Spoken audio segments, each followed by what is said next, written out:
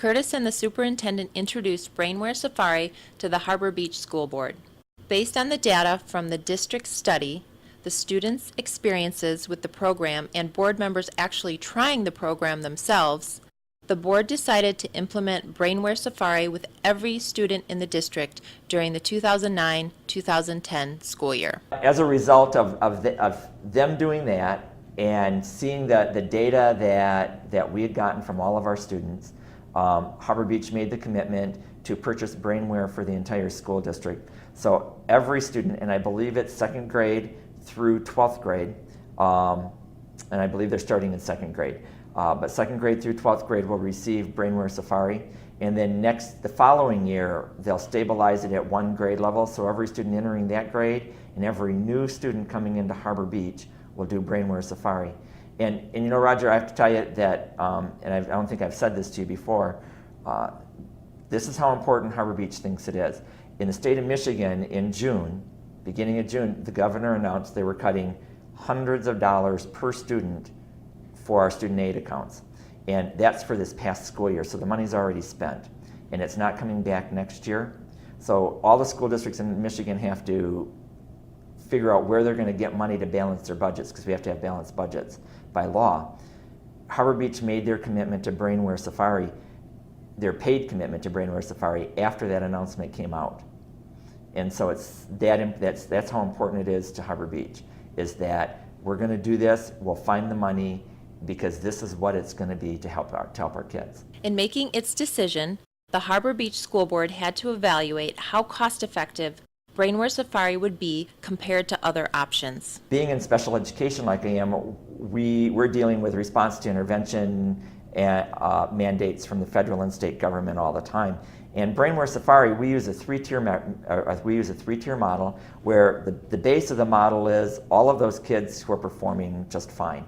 And the second tier are those kids that are not special ed, but are having difficulty, aren't getting what they need to do, and are falling behind. And that's where your response to intervention needs to come in for the most part. And then our special ed are at the top of that model.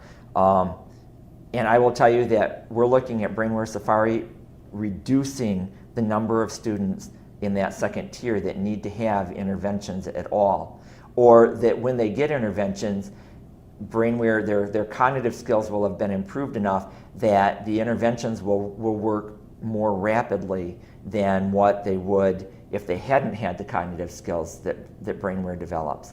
And so the overall cost effectiveness of the program I think is immeasurable. Initially, you're going to put out some money for it, absolutely, just like we are in Harbor Beach. But we're looking down the road, when we stabilize at one grade level and have every student do it, the cost will be greatly reduced. And we're looking at the fact that we probably won't have to do quite so many interventions, because the students that went through the study and the students that have had BrainWare, their number of interventions have already dropped. So we're not spending nearly as much money on those students as what we were. That gives us more money to spend on those students that are more severe, or to put them into more things that don't necessarily deal directly with core academics, like drama and music, that also have beneficial effects on academics, but are getting cut by school districts across the country. As Curtis looks forward to implementing BrainWare Safari throughout the district next year, here is how he sums up the situation. If you're a person who thinks that education is important, and that our job in education is to produce the best and brightest and highest functioning kids that we can absolutely produce, then they don't have any options. They have to use a program like BrainWare, and BrainWare is the only one out there. So this is the program. I think every student in America ought to do it. You know, if they can pass No Child Left Behind and not fund it, I think they should probably pass BrainWare Safari and fund it, and require every student in the country to take it.